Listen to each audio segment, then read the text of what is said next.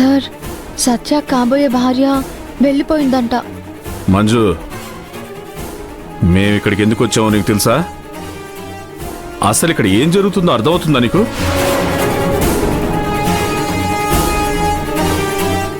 ఇప్పుడు సత్యకి కాబోయే భార్య లేకుండా పోతే ఈ పెళ్లి ఆగిపోతుంది.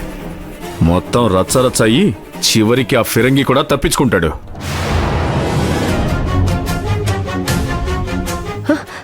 సార్, సత్య భార్య ప్లేస్లో నేను కూర్చుంటాను.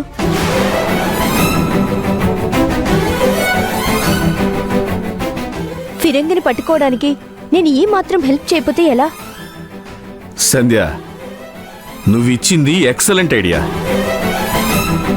చూడు మంజు, లిజన్ కేర్ఫుల్లీ. ఈ పెళ్లిలో రూప ప్లేస్లో నువ్వు కూర్చోవాలి.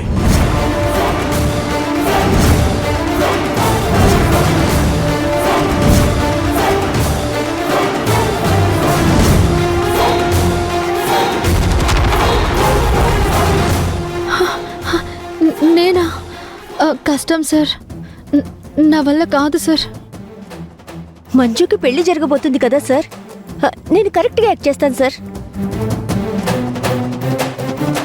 సంధ్య చెప్పేది కరెక్టే కదా సార్.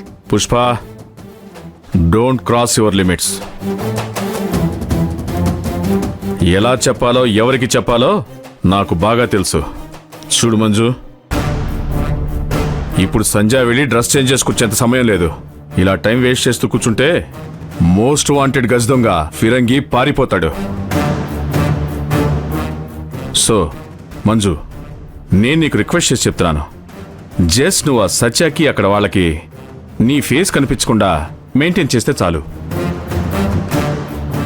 నువ్వు బ్లూటూత్ పెట్టుకొనుండు. నేను నీ కాల్లో కనెక్ట్ అయి ఉంటాను. ఎప్పటికప్పుడు అప్డేట్స్ ఇస్తూ ఉంటాను. నీకెలాంటి ఇబ్బంది కలగకుండా నేను చూసుకుంటాను. సార్, ఇది అంత ఈజీ కాదు సార్. నేను చెప్పేది వినండి.